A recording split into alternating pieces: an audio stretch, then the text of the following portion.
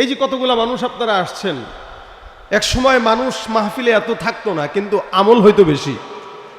আচ্ছা, বাংলাদেশে এখন যেই পরিমাণে মাহফিল হয় আগে ছিল? দিন যত যাচ্ছে বাড়তেছে না? কি বলেন আপনারা? পাড়ায় পাড়ায়, গ্রামে গ্রামে, মসজিদে মসজিদে, মাদ্রাসায় মাদ্রাসায় বয়ান আর বয়ান। যেই পরিমাণে বয়ান হয় এই পরিমাণে যদি আমল হইতো, এলাকার ভিতরে দাড়ি ছাঁচা একটা মানুষ আমার নজরে পড়তো না। কিন্তু তাকায় দেখেন না ডানে বায়ে, অনেক মানুষের দাড়ি নাই। কেন? বলে আমল নাই। বয়ান আছে, আমল নাই। এ কারণে বয়ান শুনতেও হয়, বুঝতেও হয়, আমলও করতে হয়। শোনা লাগবে, বুঝা লাগবে, কি করা লাগবে? আমল। আল্লাহ তৌফিক দান করুক। ইসমাইল শহীদ রহমতুল্লাহ অনেক বড় একজন বুজুর্গ ছিলেন, আলেম ছিলেন দিল্লির। উনি একবার কোনো এক মাহফিলে গেছেন। তো যাওয়ার পরে দেখেন উনার বয়ান শোনার জন্য বহুদূর থেকে মানুষ আসতো। তা হযরত বয়ান করবেন, বয়ানের ঘোষণা শুনে তখন তো আর নেট ছিল না যে চেহারা দেখলেই চিনবে। তো হযরতের নাম শুনে বহুদূর থেকে একজন মুরব্বী লাঠি ভর করে আস্তে আস্তে আগাচ্ছে। মুরব্বীও আসতেছেন, তো মাহফিলও শেষ, মাহফিলের সব মুসল্লিরা চলে যাচ্ছে। তা মুরব্বী একজনকে দেখে বলতেছে, বাবা বয়ান কি শেষ? বলে হ্যাঁ, বয়ান তো শেষ। ইসমাইল হুজুর কি বয়ান করে গেছেন? বলে হ্যাঁ, বয়ান শেষ। হুজুর তো মনে হয় চলে গেছে। আচ্ছা, এখন যেই লোকটার সঙ্গে মুরব্বীর দেখা, এই লোকটা মুরব্বীকে বলতেছে, মুরব্বী ইসমাইল সাহেব যেই বয়ানটা করে গেছেন, আমি যদি ওই সেম বয়ানটা আপনাকে বলি, আপনি শুনবেন? অবশ্যই শুনবো, কারণ আমার তো ইসমাইলকে দরকার না, ইসমাইলের কথা দরকার। আমরা আসলে এই বয়ান বুঝি নাই বলে আমরা ব্যক্তিকেন্দ্রিক হয়ে যাই। অনেক সময় আমাকে উত্তরবঙ্গ থেকে বহু দূর থেকে যখন ফোন দেয়, তা বলি ভাই দূরে যাওয়ার টাইম নাই। কেন হুজুর দিনের খাতিরে আসেন? আমি সোজা সাপটা জবাব দিই, ভাই দিনের খাতির যদি হয় এলাকার বুজুর্গ ব্যক্তি যারা এসে এদেরকে বয়ান করান, কারণ আমার বয়ানের চেয়ে তার বয়ানের সূরত আসর বেশি পড়বে। কিন্তু না, কেন হুজুর আপনি আসলে 2-4 জন লোক বেশি হবে। তার মানে সারা দেশ এখন ভাইরালের পিছনে ঝুঁকছে। ভাইরাল বক্তা থাকবে, আলোচনা ভালো হোক খারাপ হোক লোক থাকবে, কোরআন হাদিস থাকুক বা না থাকুক লোক থাকবে। আর একজন শাইখুল হাদিসকে বসায় দেন, লোক খুঁজে পাওয়া যায় না। হেদায়েত কিভাবে আসবে? ইসমাইল শহীদ রহমতুল্লাহ আলাইহির বয়ান শোনার জন্য বহু দূর থেকে মুরব্বী এসে বলতেছেন, আমাকে ইসমাইল দরকার নাই, ইসমাইল কি বলেছেন ওইটা দরকার। এখন মুরব্বীকে ওই যুবক বলতেছে, ঠিক আছে চলেন মসজিদে বসেন, উনি যা যা বলছেন আমি আপনাকে বলে শোনাই দিচ্ছি। মূলত এই মুরব্বীর সাথে যার দেখা এবং যে কথাগুলো বলতেছে উনি আর কেউ নাই, উনি ইসমাইল শহীদ রহমতুল্লাহ আলাইহি। মুরব্বী তো আর জানে না, উনি আর মুরব্বীকে বলেও নাই। উনি চিন্তা করলেন যে এই লোক বহুদূর থেকে লাঠি ভর করে আমার বয়ান শোনার জন্য আসছে, একে আমি কেন ফেরায় দিব? তা সে এতক্ষণ হাজারো মানুষের সামনে যে কথাগুলো বলেছেন, একজনকে সামনে নিয়ে সেম কথাগুলো আবার 1 ঘন্টা লাগায় বলে তারপরে বিদায় হয়েছে। উনার খাদেম ডাক দিয়া বলতেছে, হুজুর দরকার ছিল কি? এই লোকটা এত দূর থেকে আসছে, আরেক কোনো একটা জায়গায় মাহফিল হলে সেখানে জেলে শুনতো। কি দরকার ছিল আপনি ব্যস্ত মানুষ 1 ঘন্টা নষ্ট করে আবার তাকে বয়ান শোনানোর? ইসমাইল শহীদ বলেন, শোনেন, আমার মাকসাদ হাজার মানুষ নয়, একজন যদি আমল করে, আমি ইসমাইল কিয়ামতের ময়দানে একজন মুরব্বীকে আল্লাহর সামনে নিয়ে বলবো, আল্লাহ এর উসিলায় তুমি আমাকে জান্নাত দিয়ে দাও। আমাদের মাকসাদটা এটাই হওয়া দরকার।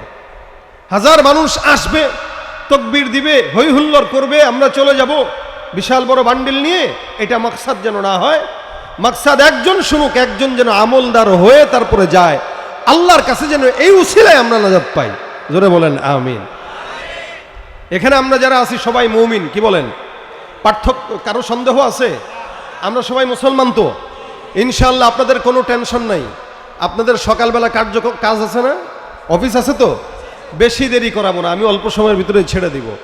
ধৈর্যের সাথে বসবেন, সবাই বসবেন তো ইনশাআল্লাহ। ইনশাআল্লাহ সবাই মুসলমান। আমরা মুসলমান হিসেবে আমরা নেক কাজও করি, গুনাহও করি, কিন্তু মুসলমানের গুনাহ আর বদকারের গুনার ভিতরে পার্থক্য আছে। বদকার গুনাহ করে কিভাবে? বৎকার গুনাহ করে হইল গানের নর্তকীরে নিয়ে আইসা গান শুনা গুনাহ করে। এটা ইমানদার মানুষ কোনোদিন নর্তকীর গান শুনে নাচবে না। আপনি যদি বলেন না, আমি তো দেখছি আমগো এলাকার ওই যে আছে রাসেল, হে তো করছে, হে রাসেল ইমানদারি না। ইমানদার হইলে কোনোদিন নর্তকীর গানে নাচতে পারতো না। তো ইমানদারের গুনাহ বেঈমানের গুনার ভিতরে পার্থক্য আছে। বেঈমান যে ইমানদার হয়েও ইমান যার ভিতরে নাই, সে মদ খায় গুনাহ করে, সে নারী নিয়ে গুনাহ করে, সে মানুষের টাকা মেরে গুনাহ করে, সে সুদ খেয়ে গুনাহ করে। আর ইমানদার মদও খাবে না, নারীও ছুবে না, মানুষের টাকাও মারবে না, হকও নষ্ট করবে না, কারো দুর্নীতিও করবে না, চাঁদাবাজিও করবে না, সুদও খাবে না। ইমানদার একটা পছন্দনীয় গুনাহ করে, যেই গুনাহটা ইমানদারের অনেক পছন্দের গুনাহ। এখন আপনি বলবেন, হুজুর ইমানদার হবে আবার গুনাহকে পছন্দ করবে, এটা কেমন কথা? বলে হ্যাঁ, এটাই পছন্দের গুনাহ ইমানদারের। ইমানদার অন্য কোনো গুনাহ না করলেও এই গুনাহটাকে ঈমান মনে করে তারপরে করে, সেই গুনার নাম হইল গীবতের গুনাহ। কেন বললাম? মসজিদে নামাজ আদায় করার পরেই সালামটা ফিরে 10 জন মিলে বসেই তালিম দিয়া শুরু করে, গীবত দিয়া শেষ করে। 5 জন মিলে বসে কোনো একটা মজমাতে, এমনকি হাত্তাকে বয়ানের মঞ্চেও দেখা যায় বক্তা নিজেও বাস সরাসরি গীবত শেখায়েত করতেছে। এটা ইমানদারের পছন্দনীয় গুনাহ। আরে শুরু করে কেমনে জানেন? কয় ভাই শুনেন, আমগো এলাকার আব্দুল কুদ্দুস কি করছে জানেননি? বলে কি করছে? তো ভাই বললে তো গীবত হয়, এরপরেও বলি শুনেন। কি বলেন? না এমনি বলে না, বললে তো গীবত হয়, এরপরেও বলি শুনেন। মা আরো অনেকজন তো আছে ভাই, গীবত কিসের? তারা ডাকেন, তার সামনেও তো বলতে পারবো। বুক ফুলে বলে তারা ডাকেন, তার সামনেও তো বলতে পারবো। এখন সে গীবত কোনটা, শেকায়াত কোনটা, প্রতিবাদ কোনটা, ইমানের দাবি কোনটা, এটা সে বুঝে নাই।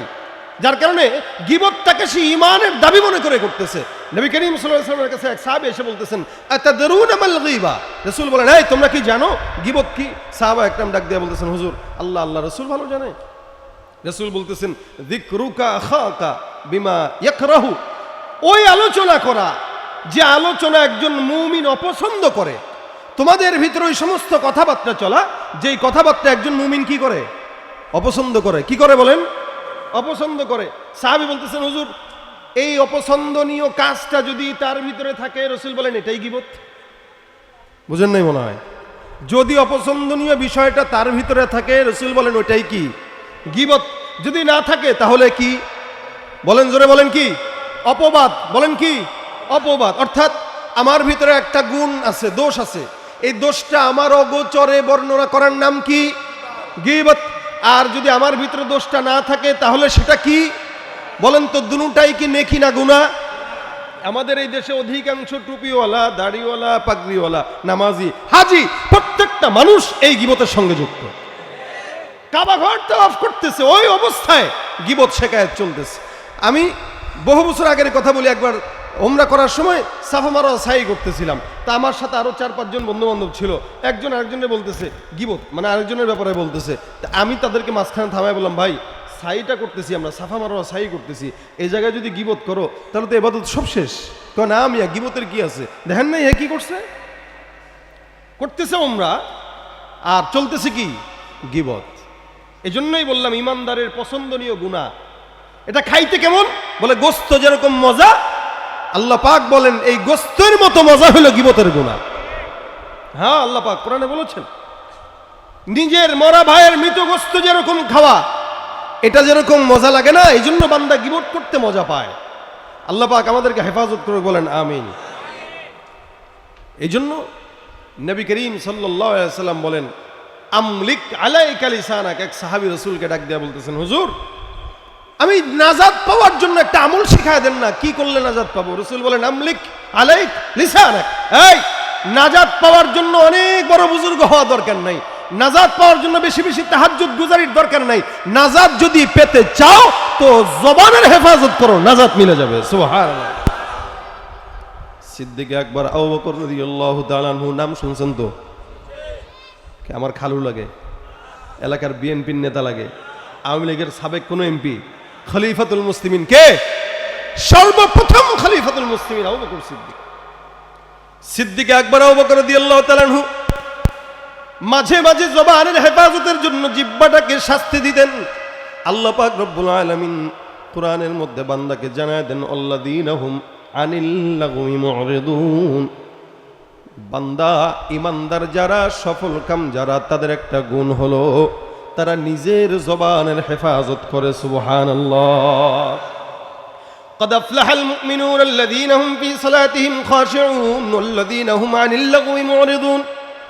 ইমানদার সফল ব্যক্তিদের আলামতের মধ্যে অন্যতম আলামত বান্দা তার জবানের হেফাজত করবে। কারণ বান্দা জমিনের মধ্যে এই জবান দিয়ে এই বান্দা যত উল্টাপাল্টা কাজ করে, সিদ্দিক আকবর আবু বকর রাদিয়াল্লাহু তাআলা আনহু জবান দিয়া হেফাজত করার জন্য একবার একটা সাহাবী তাকায় দেখে আবু বকর সিদ্দিক জিহ্বাটাকে এরকম পর্যন্ত টান দিয়া বের করে নিছেন। জিহ্বা ভিতরে আছে, মুখ থেকে জিহ্বাটা টান দিয়া বের করলেন। জিহ্বাটা একবার ডানে নেয়, আরেকবার বামে নেয়, একবার সামনে নেয়, একবার উপরের দিকে উঠায়, আরেকবার এমনি এমনি টোকা মারে। সাহাবী দেখে দেখে ডাক দিয়া বলেন, এ আমিরুল মুমিনিন, ব্যাপারটা কি বুঝলাম না। জিহ্বাটাকে বারবার আপনি একবার ডানে নেন, বায়ে নেন, সামনে পিছনের দিকে টান দেন, ব্যাপার কি? জিহ্বাটাকে কষ্ট দেন কেন? আবু বকর সিদ্দিক ডাক দিয়া বলে, সাহাবা আজমাইনের দল, আমি আমার জিহ্বাটাকে মাঝে মাঝে শাসন করি কেন? কারণ এই জমিনের মধ্যে যত বান্দা বিপদে পড়েছে, সব বান্দা বিপদে পড়ার অন্যতম কারণ হলো তার জবান। জিহ্বা দিয়া উল্টাপাল্টা কথা বলেই তো দেশ ছাড়া হয়েছে। বুঝাই নাই কথা। জিহ্বা দিয়া বলছে কি? রাজাকার। কি বলছে? রাজাকার। শেষ। সারা 16 বছরের সব কর্তৃত্ব কি এক জিহ্বা দিয়ে একটা কথা বলছে, 40 মিনিটের মাথায় ওপারে চলে গেছে। এই জন্য জিহ্বাটারে বড় হেফাজতে রাখবেন ভাই। এটা যখন ভিতরে থাকে জিহ্বার কথা, এই মনে রাখেন, জিহ্বা এমন একটা জিনিস, এটারে আল্লাহ স্বাধীন বানায় দিছেন। স্বাধীন মানে, আচ্ছা এই জীবনে মানুষের পেটের ব্যথা হয় কিনা? কথা কয় না এরা? আপনাদের হয় না? পায়ের ব্যথা হয় না? হাতের ব্যথা হয় না? মাথার ব্যথা হয় না? চক্ষু ব্যথা হয় না? তাহলে এই যে সব ব্যথা হয়, হাত ব্যথা হয়, পা ব্যথা হয়, চক্ষু ব্যথা হয়, গাল ব্যথা হয়, এই টাউয়া ব্যথা হয়, মাঝে মাঝে মাঝে মাঝে গলা ব্যথা হয়, বুক ব্যথা হয়, পায়ের তালু ব্যথা হয়, হাতের তালুও মাঝে মাঝে এরকম করে। কিন্তু লেকিন জিহ্বা কোনোদিন কেউ কইছে ভাই জিহ্বা ব্যথা করে? কেন? কারণ জিহ্বা দিয়ে আল্লাহ পাক বান্দা আল্লাহর জিকির করবে, এই কারণে জিহ্বা ব্যথা দেন নাই। গীবত করার জন্য আল্লাহ জিহ্বা দেন নাই, জিহ্বা দিয়েছেন মাওলার জিকিরের জন্য। এই জন্য কিয়ামত পর্যন্ত জিহ্বা দিয়া কথা বলবে, বান্দার জিহ্বা ব্যথা হবে না। এখন আপনি জিহ্বা দিয়ে কি বলবেন সেটা আপনার হিসাব। আপনি কি রাজাকার বলবেন না মুক্তিযোদ্ধা বলবেন, আপনার হিসাব। আপনি মুক্তিযোদ্ধা বইলে বইলে এতদিন চিল্লাইছেন, কিন্তু এক রাজাকার বইলাই ওপারে চলে গেছেন। এখন তো দেশ চালাইতেছে রাজাকারেরা।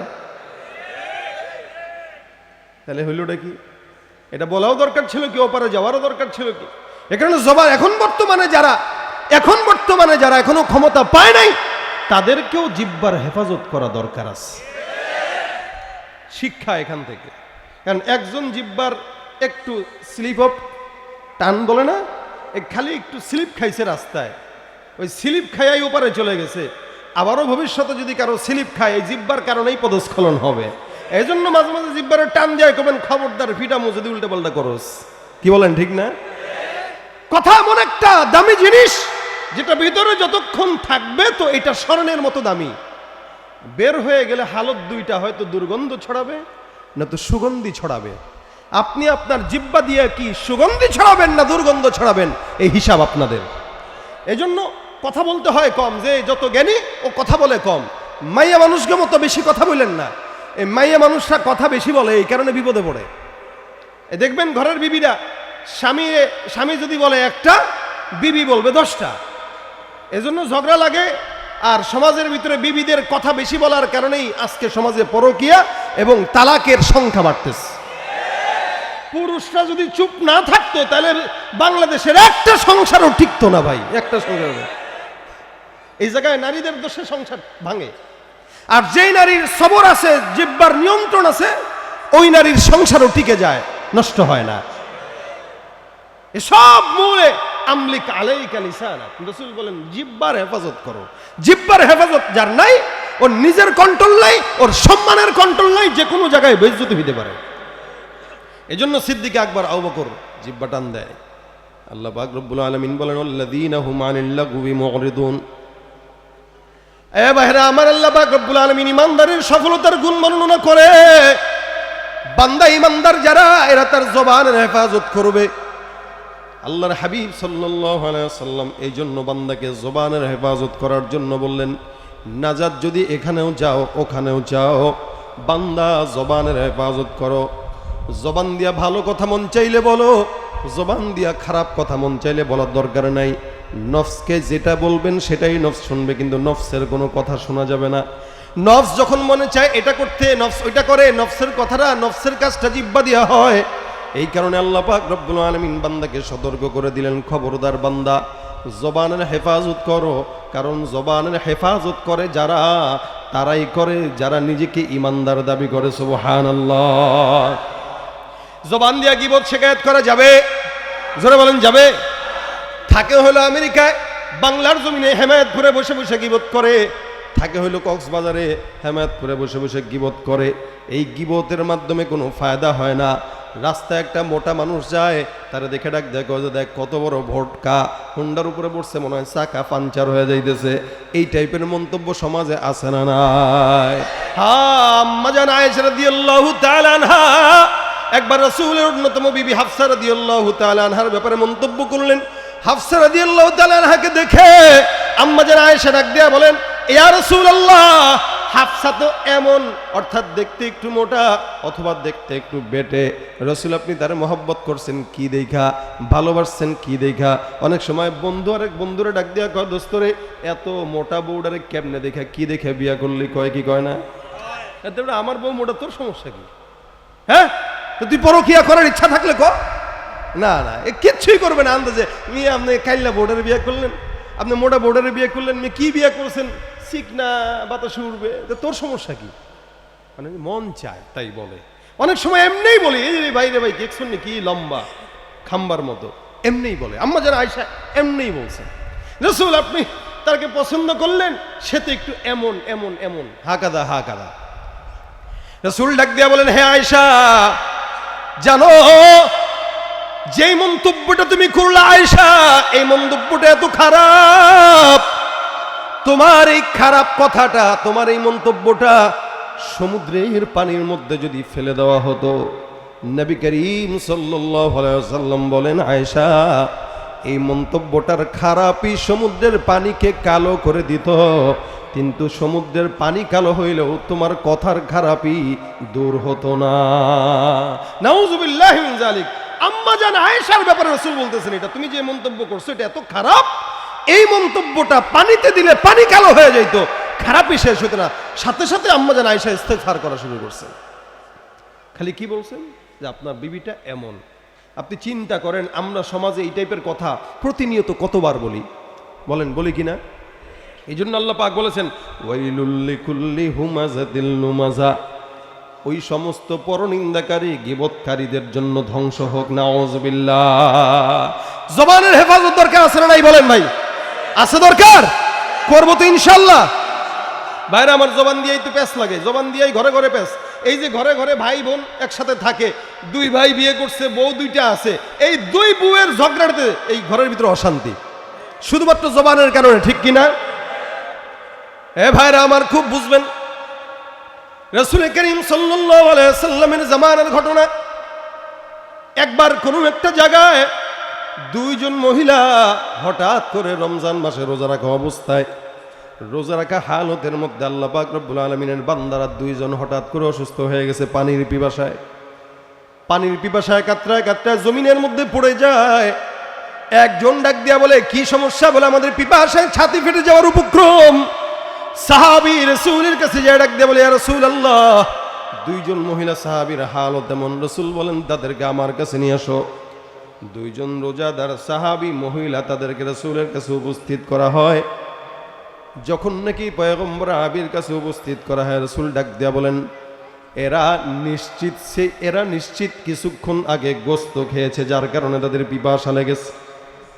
অন্যান্য সাহাবীরা ডাক দিয়া বলতেছেন, ইয়া রাসূলুল্লাহ, গোশত তো দূরের কথা, তারা রোজাদার। রাসূল ডাক দিয়া বলেন, রোজাদার হইলেও গোশত খাইলো, সাহাবী এবার মহিলা দুইজনকে ডাক দিয়া বলে, কি ব্যাপার তোমরা গোস্ত খাইছো? বলে না সেহরির সময় গোস্ত খাইছো। বলে না সেহরির সময় গোস্ত খাই নাই, কোনো মতে খেজুর দিয়া রোজা রাখলাম। সাহাবী ডাক দিয়া বলতেছেন, তাহলে রসুল বলছেন তারা গোস্ত খাইছে, তোমরা বলো গোস্ত খাও নাই। তোমাদের কথা মিথ্যা হতে পারে, লেকিন রসুলের কথা মিথ্যা হতে পারে না।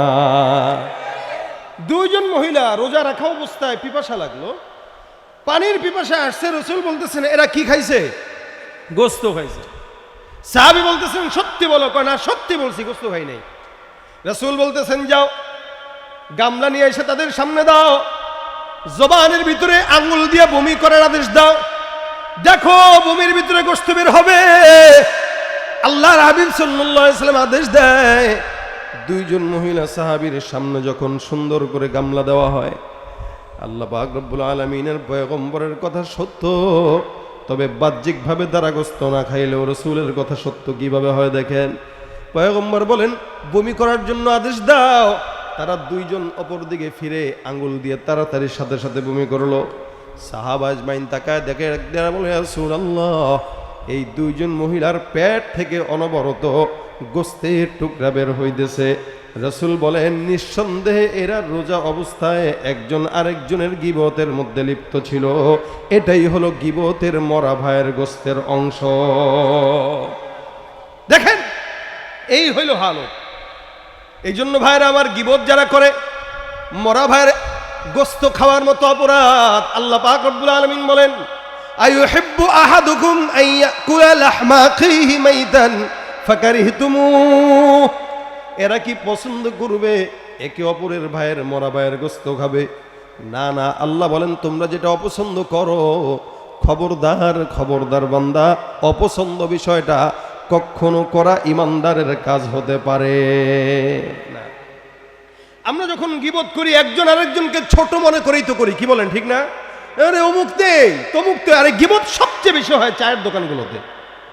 এলাকার চায়ের দোকান, আড্ডাখানা যতগুলো আছে, দেখবেন রুটি, কলা, এই সমস্ত প্রয়োজনীয় আসবাব উঠানোর টাকা না থাকলেও 32 ইঞ্চি টিভি একটা উঠানোর টাকা শয়তান ঠিকই টাকা দিয়েছে। এটাতে বসে বসে সারা দুনিয়ার মানুষের গীবত, বক্তার গীবত, ইমামের গীবত, আলেমের গীবত, চেয়ারম্যানের গীবত, মেম্বারের গীবত, সবার দোষ তালাশ করে, নিজের পাছায় দোষের অভাব নাই, অথচ সারা দিন মানুষের দোষ তালাশ করে। এজন্য গীবতের আড্ডাখানায় যখন বসবেন, কেউ যদি গীবত করে সাথে সাথে তারা বলবেন, ভাই গীবত হইতেছে, আল্লাহর রাস্তায় চুপ থাকেন, চুপ থাকেন। নিজে গুনাহ অন্য নেক কাজ না করতে পারলেও গীবত করে যতটুকু নেক আছে এগুলো ধ্বংস করার কোনো যুক্তিকতা নেই। এ ভাইরা আমার খুব বুঝবেন, আল্লাহ পাক রব্বুল আলামিন বলেন, আল্লাহর হাবিব ডাক দিয়া বলেন গীবতটা কত প্রকার গুনাহ। সমাজের মধ্যে আমরা জিনাটাকে খারাপ মনে করি। আল্লাহর রাসূল সাল্লাল্লাহু আলাইহি ওয়াসাল্লাম বলেন, আল গীবাতু আশাদ্দু মিনাজ জিনা। আমরা সমাজে মদ খাওয়াকে খারাপ মনে করি, জিনাকে খারাপ মনে করি, চুরিকে খারাপ মনে করি। নবী বলেন মনে রাখবা, যারা গীবত করে, অন্যের পরনিন্দা করে, অন্যের দোষ চুরি করে, এদের গুনাহটা জিনার চাইতেও মারাত্মক গুনাহ। নাউযুবিল্লাহ, জিনার চাইতেও মারাত্মক, জিনার চাইতেও। আপনি দৈনিক, আপনি সারা বছরেও হয়তো জিনা করেন নাই, বা সারা জিন্দেগিতেও জিনা করেন নাই, কিন্তু 5 ওয়াক্ত নামাজের পরে আপনি নিয়ম মাফিক গীবতের মধ্যে লিপ্ত, আপনার নিজেরও খবর নাই। এ ভাইরা আমার, এই কারণে গীবত বান্দার সমস্ত নেক কাজকে দূর করে দেয়। গীবত যখন করে আরেকজনকে খারাপ মনে করে, আল্লাহ পাক ডাক দিয়ে বলেন, ইয়া আইয়ুহাল্লাযীনা আমানু লা ইয়াসখার কওমুম মিন কওম আসা আন ইয়াকুনু খায়রাম মিনহুম ওয়ালা নিসাউম মিন নিসাইন আসা আন ইয়াকুননা খায়রাম মিনহুম ওয়ালা তালমিজু আনফুসাকুম ওয়ালা তানাবাজু বিল আলকাব বিসাল ইসমুল ফুসুকু বাদাল ঈমান। আল্লাহ পাক রব্বুল আলামিন ডাক দেয়া বলে, ইমানদাররা এক দল আরেক দলের গীবত গাওয়ার থেকে হেফাজত থাকো, এক মহিলা আরেক মহিলার দোষ চর্চা থেকে হেফাজত থাকো। হতে পারে যাকে তুমি ছোট মনে করে গীবত করলা, আল্লাহর দরবারে ওই বান্দাটার দাম অনেক বেশি। সুবহানাল্লাহ। আচ্ছা, পারে কি পারে না? হতে পারে না? আল্লাহ বলতেছেন, এ খবরদার গীবত করবে না, শিকায়াত করবে না, ছোট মনে করবে না। আসা আইয়াকুনু খায়রাম মিনহুম, এমন হতে পারে এক রাজনৈতিক দল আরেক রাজনৈতিক দলের গীবত করতেছে মঞ্চে, ওইটা হতে পারে ওই রাজনৈতিক দলে এমন কিছু মানুষ আছে যারা আল্লাহর কাছে প্রিয়। এক হুজুর আর এক হুজুরের গীবত করে, হতে পারে যার গীবত গায় সে আল্লাহর কাছে প্রিয় হতে পারে কি পারে না। এক মানুষ আর এক মানুষের গীবত করে, হতে পারে ওই বান্দা আল্লাহর দরবারে প্রিয়। আল্লাহ বলেন আসা আইয়াকুনু খায়রাম মিনহুম ওয়ালা নিসাউম মিন নিসাইন আসা আইয়াকুননা খায়রাম মিনহুন। মহিলাদেরকেও আল্লাহ পাক আলাদাভাবে বলেছেন, খবরদার মা বোনেরা, পাশের বাড়ির ভাবির সঙ্গে মারামারির দরকার নাই, গীবত করা দরকার নাই, আপন জায়ের সঙ্গে গীবত করা দরকার নাই। কারণ এমনও হতে পারে তোমার ভাইয়ের বউটা তোমার চাইতেও আল্লাহর দরবারে পছন্দের, ঠিক কিনা? এই জন্য ভাইয়ের আল্লাহ পাক যুবকদেরকেও বললেন, মহিলাদেরকেও বললেন, খবরদার তুমি জবান দিয়ে যেই কথাটা বলতেছো প্রত্যেকটা কথা লেখা হচ্ছে কি হচ্ছে না? কথা কয় না, হচ্ছে কি হচ্ছে না? আল্লাহ পাক বলেন ওয়া ইন্না আলাইকুম লাহাফিজিন কিরামান কাতিবিনা ইয়ালামুনা মা তাফআলুন। প্রত্যেকটা বান্দার হেফাজতের দায়িত্ব কার? কথা কোন কার? এই যে যা কিছু বললাম আমি এখানে যতগুলো কথা বলি না, সব বান্দার জন্য আল্লাহ পাক ফেরেশতা নিযুক্ত করে দিয়ে দিলেন, এগুলো লেখালেখি করে আগামীকাল কি হবে কি করবে এখন কি বলতেছি প্রত্যেকটা জিনিস ফেরেশতারা লেখে। আল্লাহ বলেন দুই পাশে ফেরেশতা লাগাই দিলাম, এরা প্রতিনিয়ত তোমার সমস্ত আমলনামা লেখে।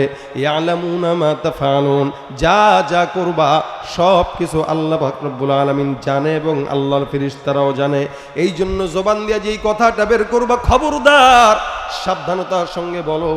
আমি থাকি সাইনবোর্ডে হেমায়তপুরে বসে বসে ফেসবুকে আমার নিয়ে গালিগালাজ অথবা কারোর সঙ্গে মন্তব্য অথবা আপনার সঙ্গে আরেকজনের শত্রুতা আছে। এখন তো গীবত শুধু জবানেই হয় না, লেখার মাধ্যমে হয়, ঠিক কিনা জোরে কোন? দুনিয়া আপডেট হয়ে গেছে, যত প্রকার শত্রুতা এখন আর আলাদা লাগে না, এখন সব মোবাইল আর ফেসবুকের মাধ্যমে হয়, ঠিক কিনা জোরে কোন? এ ভাইরা আমার খুব বুঝবেন, এই জন্য লিখে হোক জবানে হোক কোনোভাবেই কারো গীবত করা যাবে। যত প্রকার শত্রুতা সব বন্ধু সাইজা করে, অন্যের ভালো দেখা শুধু হিংসা জইলা মরে।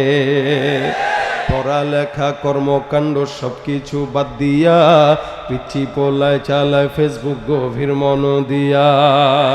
দুই বন্ধুর মাঝে যদি ঝগড়া বিবাদ হয় আর সরাসরি না কইয়া সব ফেসবুকে দেই কয় কি কয় না, সব এখন লাইক দিল না কেন, এটা নিয়ে শত্রুতা। তুই আমার লাইক দিলি না কেন, তুই আমার ফ্রেন্ড রিকোয়েস্ট অ্যাকসেপ্ট করলি না কেন, এই নিয়ে শত্রুতা হয় কি হয় না? এই সুবিধা ফেসবুক দিছে আর কেউ দেবে না, আমগো দেশে ফেসবুক আছে আমরা বলদ না, আমগো দেশে ফেসবুক আছে আমরা বলদ না, ঠিক কিনা? কালের কণ্ঠ, যুগান্তর, ইনকিলাব, প্রথম আলো, আগের মতো পত্রিকা সব চলে না আর ভালো। ফেসবুকে আজ সত্য মিথ্যা সকল খবর আসে, হুদাই কেন টাকা দিয়া পেপার কিনবো মিশে। আরে খবর এখন তৈরি হয় না, আমরাই তৈরি করি, আরে মনের মতো কইরা তারপর খবর প্রচার করি। সত্য হোক বা মিথ্যা হোক তা আমার দেখার না, আমি একজন সাংবাদিক, এটাই সান্ত্বনা। মোবাইল একটা আছে, এখন সবাই সাংবাদিক। কি বলেন? কিছু হইলে ভাই ভাই হ্যাঁ বলেন বলেন বলেন, কি সমস্যা বলেন বলেন। আরে তোর লাইসেন্স দিছে কে রে ছাগল? সাংবাদিকতার সব বোঝে না, এও সাংবাদিক, হয় কি হয় না?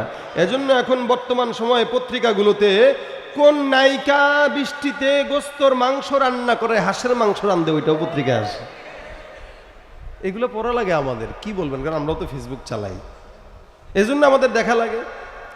নিউজ আমারে নিয়ে করছে, শাহবাগী সাহিদ কোথায়, আমারে নিয়ে নিউজ করছে, আমি শাহবাগী, অথচ আমি আমার এই অবস্থানকে একাধিকবার ক্লিয়ার করছি যে ভাই ওখানে আমি আমার ইচ্ছায় যাইনি, আমাদের ওস্তাদরা নিয়ে গেছিল, না বুঝা চলে গেছিলাম, জানতামও না কিচ্ছু না, সব স্পষ্ট করার পরেও আমাকে নিয়ে গণমাধ্যম এখনো নিউজ করে আমি নাকি ওখানে নাস্তিকদের দোষর। আচ্ছা, আমি স্পষ্ট প্রকাশ্যে আপনাদের সামনে পাগড়ি পরা একজন আলেম হিসেবে কথা বলতেছি, আমি বলতেছি ভাই আমি মুমিন, আর হেরা আমার জোর করে নাস্তিক বানায়, চিন্তা করা যায়? তাহলে সাংবাদিকতা কতটা পাগল ছাগলদের দখলে চলে গেলে এই কাজ করতে পারে এরা। এজন্যই তো দেশের অবস্থা এই, সবাই যেই দেশের রাজা ওই দেশের অবস্থা তো এমনই হবে। কথা বলেন ঠিক কিনা? মনে রাখবেন, আমি একজন আলেম হিসেবে না, একজন খাঁটি মুসলমান, আপনা থেকে আপনা মুসলমান হিসেবেও একটা কথা বলতে চাই, কোন মুসলমান আপনা থেকে আপনা ঈমান যাদের আছে, এরা কোশ্চিন কালেও কোন নাস্তিকদের পক্ষ পাতিত্ব করতে পারে না, পারে না, পারে না। এটা প্রত্যেকটা মুসলমানের ঈমানের আওয়াজ। সুতরাং ভাই, জবান খুলতে গেলে, লিখতে গেলে সাবধানতা অবলম্বন করা জরুরি। আপনার জবানের কারণে আপনি জাহান্নামী হয়েন না। আপনি তো আমারে ক্রিটিসাইজ করে খুব দুনিয়াতে বড় কিছু করে ফেলছেন, এমনও হতে পারে কিয়ামতের ময়দানে আমি জান্নাতে চলে যাব আপনার আমল নিয়ে, আর আপনি আমার গুনাহ নিয়ে জাহান্নামের দরজায় ভিক্ষার মতো দাঁড়ায় থাকবেন, ভিক্ষু করে। এটাই রাসূল বলেছেন। রাসূল বলেন, কোন বান্দা এরকম থাকবে যে বান্দাটা জান্নাতে চলে যাবে। একজন বান্দা জান্নাতের কিনারায় চলে যাবে, আরেকজন আয়েশা পিছনে যাবে, এই এদিকে এদিকে এদিকে বলে, কিসে? দুনিয়ার জমিনে আমার সম্মান নষ্ট করে সারা দুনিয়ার মানুষের কাছে গীবত শিকায়ত করে বেড়াইছিলি, তোর কাছে পাওনা আছি। বলে, কি পাওনা? সেদিনের যেই সমস্ত নেকিগুলা বাকি আছে ওগুলা দিয়া পরে যা। এই বেচারা কেউ, আল্লাহ এটা কি কয়? এই বেচারা শুধুমাত্র ওই অপরাধের কারণে তার নেকি একে দিয়ে দিবে, এ চলে যাবে জান্নাতে আর সে চলে যাবে জাহান্নামে। এই জন্য অনেক বুজুর্গানে দিনরা বলেন একটা কথা, যদি গীবত করা লাগে মায়ের গীবত করো, বাপের গীবত করো, বন্ধুর গীবত নয়। কেন? যে কোনো বান্দা যদি আরেক ইমানদার বান্দার গীবত করে, যার গীবত করলো তার সমস্ত গুনাহগুলো তার কাছে চলে আসে, তার নেকিগুলো অমুকের কাঁধে চলে যায়। আমি তার গীবত করলাম, তার সমস্ত গুনাহ আমার কাছে আসবে, আমার সমস্ত নেকি তার কাছে যাবে। এখন বসে আছেন হেমায়েতপুরে, গীবত করতেছেন কক্সবাজারের লোকের। কি দরকার অচেনা অজানা একজন মানুষকে গীবত করে নেকি দিয়ে জান্নাতে পাঠানো? আপনি আপনার মায়ের গীবত করেন, বাপের গীবত করেন, অন্তত বাবা আপনার নেকি পাবে, মা আপনার নেকি পাবে, বিনিময়ে তারা জান্নাতে যাবে। ঘরের নেকি ঘরে থাক, মা বাবা জান্নাতে যাক। চিনেন না, জানেন না, বুঝেন না, কিছু না, আরেকজন লোককে গীবত করে শিকায়ত করে কি দরকার তারা জান্নাতে পাঠানো? এই জন্য গীবত যদি করতে হয় মায়ের গীবত করেন, বাপের গীবত করেন, অন্তত জন্মদাতা বাপ মা হিসেবে আপনার নেকি নিয়ে যেন মা বাবা জান্নাতে যায়। আরেক ভাইকে জান্নাতে পাঠানোর কি দরকার? এই জন্য ভাইরা আমার, রাসূল বলেছেন, আমলিকা আলাইকা লিসানাক, ছোট মনে করে কারো গীবত করা যাবে? এ মুসলমান নবীর উম্মত, আল্লাহ পাক বলে, আলা ইয়াগতাব বা'দুকুম বা'দা, একজন আরেকজনের গীবত করবা না, খবরদার পরনিন্দা করবা না, শিকায়াত করবা না, কাউকে ছোট মনে করবা না। যতই নামাজ পড়েন, রোজা রাখেন, ইবাদত করেন, বন্দেগী করেন, যা কিছু করেন, গীবতের কারণে কিয়ামতের ময়দানে সব শূন্য খাতা হয়ে দেখা যাবে। এই জন্য নিজের জায়গা থেকে আজকের এই মাহফিলটিকে নিয়ত করে যাবেন এইটা কি, যে আমি আমার সামনে যদি কেউ কোনো কারো গীবত করে, স্মরণ করা দেব, ভাই আল্লাহর রাস্তায় গীবত বন্ধ করেন। হ্যাঁ, এটা আপনি যখন করবেন তখন পাশের লোক বলবে, দর বেশি করে, চিনি না কত আমার সামনে আরেকজনের গীবত করছে, এখন এসে দর বেশি করে। মনে রাখবেন, গুনাহ করাটা দোষের না, অটল থাকাটা দোষের। এক সময় আপনি করছেন, আমিও করছি, কিন্তু আমি যখন বুঝলাম, আমার যখন নিজের এহসাস হইল, তখন আর আমি করব না, শেষ। এটাই তো ইমানদারের আলামত। আজকে করব, কালকে আবার ভালো হয়ে যাব, ঠিক না? এখন যে নাকি আপনার পিছনের ইতিহাস নিয়ে টানাটানি করে, ও আপনাকে ভালো হইতে দিতে চায় না, ও নিজে শয়তান, ও চায় আপনিও শয়তান হন। এই জন্য এই টাইপের শয়তানকে কাছে জায়গা দেওয়া যাবে। কেউ গীবত করলে সাথে সাথে মনে করে দিবেন, ভাই আল্লাহর রাস্তায় চুপ থাকো, চুপ থাকো, চুপ, গীবত করো না, কারো পরনিন্দা দরকার নাই, গীবত দরকার নাই, শিকায়ত দরকার নাই। মনে রাখবেন, হ্যাঁ, গীবত করতে পারবেন কখন? দুইটা বিষয়। যদি দেখেন শরীয়তের কোনো বিষয়ের মাধ্যমে কারো ব্যাপারে ক্ষতিগ্রস্ত হচ্ছেন, আপনি শরীয়তের কোনো হুকুম আহকাম কারো মাধ্যমে ক্ষতিগ্রস্ত হচ্ছেন, ওই ব্যক্তির ব্যাপারে শরীয়তকে বাঁচানোর জন্য মানুষের সামনে তার বিষয়ে বলা, এটা জায়েজ। অথবা রাষ্ট্রের এবং সমাজের ক্ষতি হচ্ছে, রাষ্ট্রের ক্ষতি, রাষ্ট্রে দুর্নীতি করে বেড়ায়, রাষ্ট্রের টাকা চুরি করে বিদেশে পাচার করে, অথবা সন্ত্রাসী করে বেড়ায়, মাদক দ্রব্য, ইয়াবা, বাবা, এগুলো ফেন্সিডিল, এগুলো এলাকার ভিতরে আমদানি করে, এই লোকের ব্যাপারে মানুষের কাছে সতর্ক করা, এটা জায়েজ। এই রাষ্ট্র অথবা দিন, এই দুই প্রকার ক্ষতি যদি না হয়, তাহলে কারো ব্যাপারে গীবত করা যাবে না। আর এই দুই প্রকার ক্ষতিগ্রস্ত যদি কারো মাধ্যমে হয়, তার ব্যাপারে গীবত করা, এটা ঈমানের দাবি। আর এছাড়া যত বিষয় আছে, প্রত্যেকটা বিষয় গীবত নয়। কিভাবে করবেন? এখন আপনি বলবেন হুজুর আমার পাশের মানুষ সে অন্যায় করে, কি করব আমি তাহলে? তাহলে আল্লাহ পাক স্পষ্ট বলেছেন, আল্লাহ পাক বলেন ইন্নামাল মুমিনুনা ইখওয়া ফাআসলিহু বাইনা আখাওয়াইকুম ওয়াত্তাকুল্লাহ। প্রত্যেকটা ঈমানদার আমরা ভাই ভাই। আচ্ছা আমি সাঈদ আহমদ আপনাদের ভাই কিনা বলেন তো? হ্যাঁ, আমাদের দেশের সমস্যা হলো কি জানেন, লোকরা বেঁচে থাকতে কদর করে না, মরে যাওয়ার পর আহারে কি ছিল রে, অথচ মরে যাওয়ার আগেই কদর দরকার ছিল, আর যখন বেঁচে ছিল তখন ইচ্ছা মতো বিরোধিতা করছে, মরে যাওয়ার পরে এবার আহারে তার সঙ্গে আমার এই ছিল, ছবি দেখায়, হ্যান করে ত্যান করে, কোনো ফায়দা নাই। আমি যদি কোনো ভুল করি আপনারা আমাকে ফাআসলিহু বাইনা আখাওয়াইকুম ভাই হিসেবে শুধরায় দিবেন।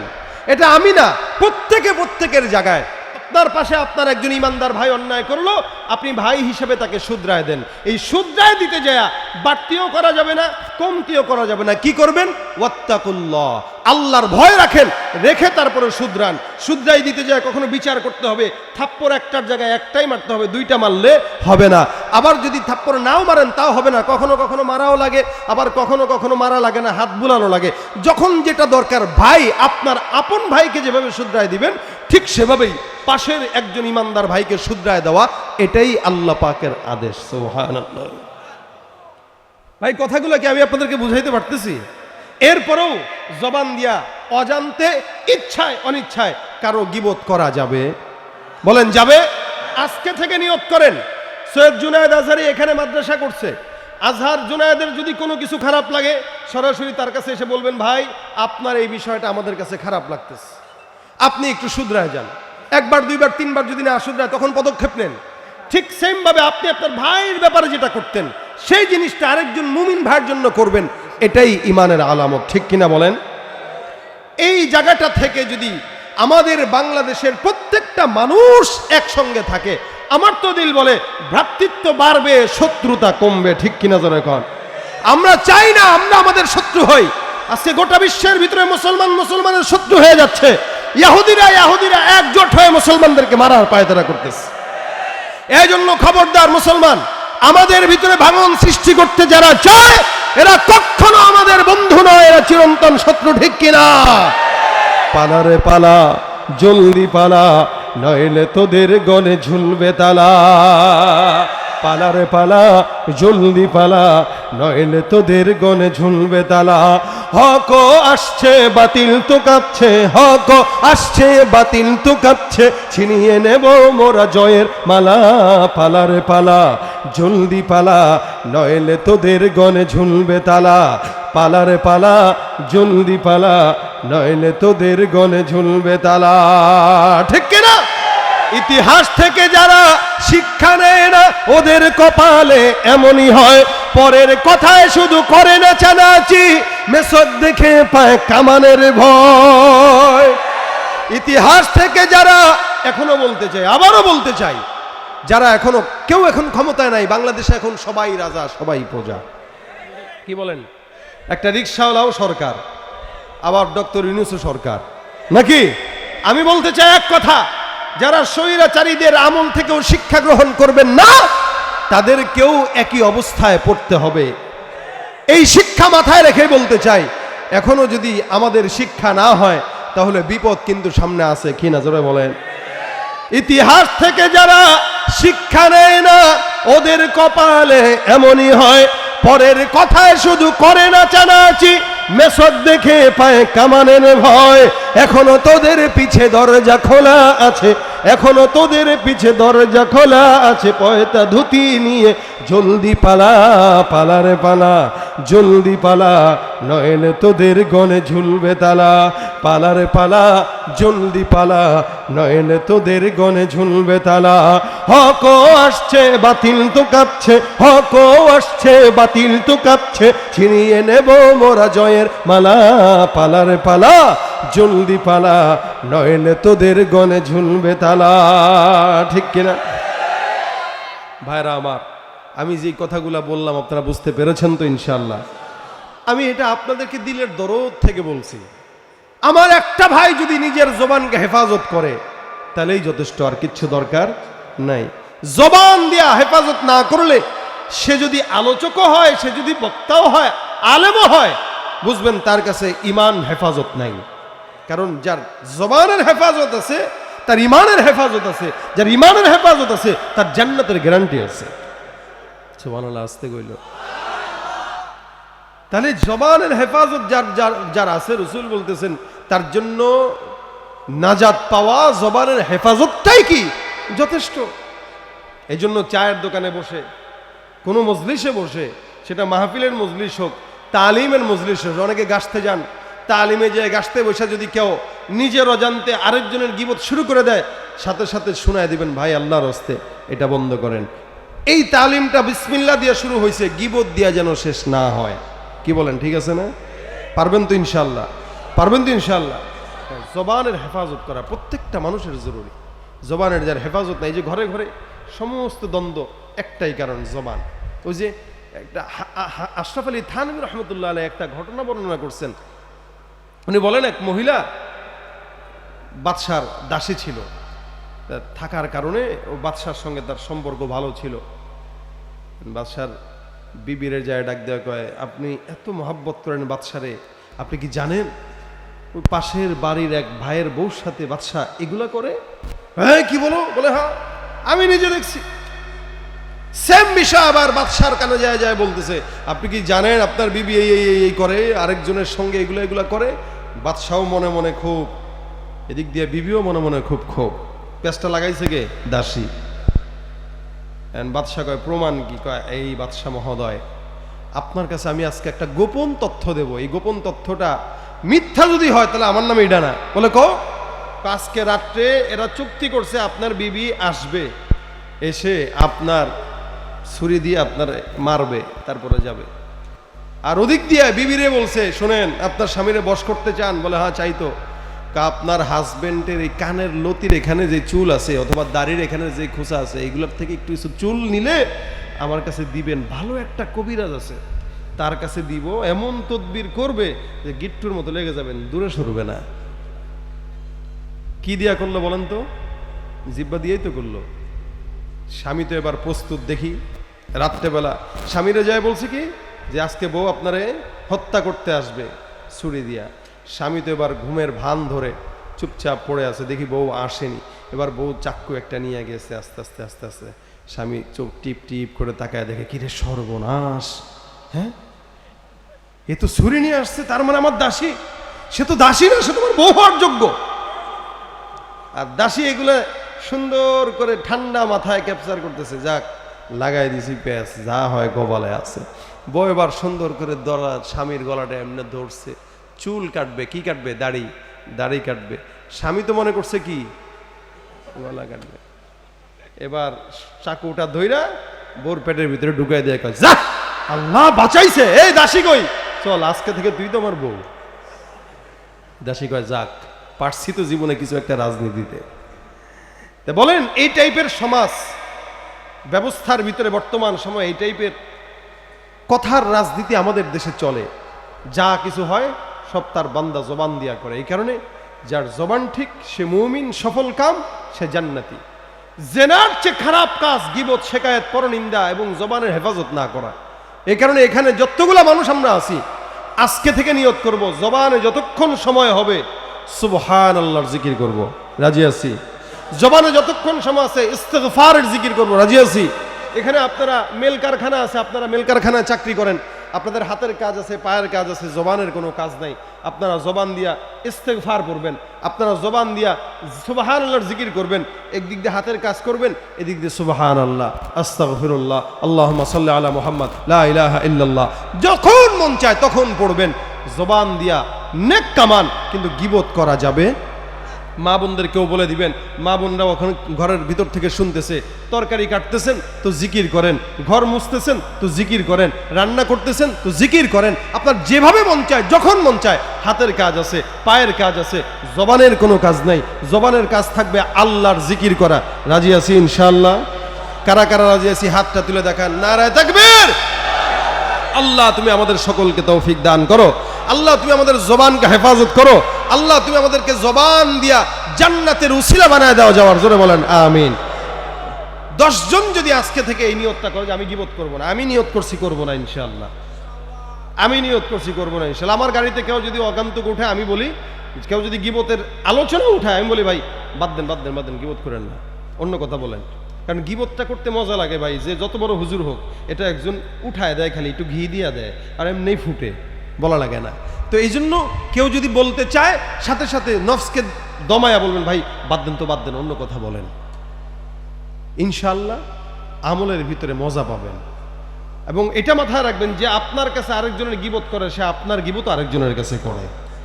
এই জন্য আল্লাহ পাক যেন আমাদের জবানের হেফাজত করে।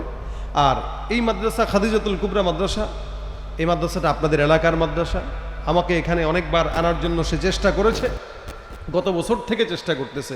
আসলে যেহেতু আমাদের ডেটের চাপটা অনেক বেশি, যার কারণে সময় সুযোগ মিলাইতে পারি নাই, দিতে পারি নাই। তো এই আজকের এই তারিখটা আমার প্রোগ্রাম ছিল হইল উত্তরবঙ্গের দিকে। এদের বৃষ্টির কারণে এরা করতে পারবে না, যার কারণে অল্প সময় আমি জুনায়েদ সাহেবকে দিয়েছি এবং অল্প সময় সে করছে। তারপরেও বৃষ্টির কারণে এই বেচারা অনেক পেরেশানি দিয়েছিল। আমার খালি মেসেজ দেয় যে বস কী করবো কী করবো কী করবো একটু বলেন। আমি বলছি আমি কিছু বলি না। পরে আজকে সকালে হুট করে বললাম যে করলে করে ফেলো, মসজিদ বা কিছু হইলে করে ফেলো। এরপরেও দুপুরের দিকে বললাম যেহেতু বৃষ্টি হচ্ছে তাহলে বাদ দাও। তাই আলহামদুলিল্লাহ সে দেখলাম সাহস করে অনেক এলাকার আপনাদের মাধ্যমে আলহামদুলিল্লাহ আজকের মাহফিলটা আল্লাহ পাক দয়া করছে, যার কারণে আপনারা করতে পারছেন। এটা আল্লাহ পাকের দয়া, আল্লাহ পাকের মেহেরবানি। গতকালও যে পরিমাণ বৃষ্টি, সারাদিন দুপুর পর্যন্ত যে পরিমাণ বৃষ্টি, মাহফিল হবে এটা আপনারাও কল্পনা করেন নাই, করছেন কি? এই জন্য চেয়ারের ব্যবস্থা আপনাদের জন্য করা হয়েছে। আলহামদুলিল্লাহ আল্লাহ পাকের ফায়সালা, খায়রের ফায়সালা। আল্লাহ আমাদেরকে ভালোবাসেন বলেই কান ধরে মাহফিলে বসাইছেন। এখন মাহফিলের সার্থকতা কোন জায়গায় জানেন? এখান থেকে যতগুলো মানুষ আছেন প্রত্যেকেই যদি আজকে থেকে নিয়ত করেন আমি কারো গীবত করব না। আমি বিশ্বাস করি আল্লাহ পাক যে আমাদেরকে যে দয়াটা করছেন, এই দয়াটা তখনই কার্যকর হবে যখন আমরা একটা কথা নিয়ে যাব। তো আলহামদুলিল্লাহ জুনায়েদের এই আয়োজনে আজকের এই মাহফিলে আমরা আসতে পেরেছি। আপনারা এই মাদ্রাসার জন্য এরকম যদি কেউ থাকেন, আমি মাদ্রাসার জন্য সে কালেকশনের জন্য বলে নাই, কিন্তু মাদ্রাসাগুলো 10 জনের কথাই চলে, 10 জনের টাকায় চলে।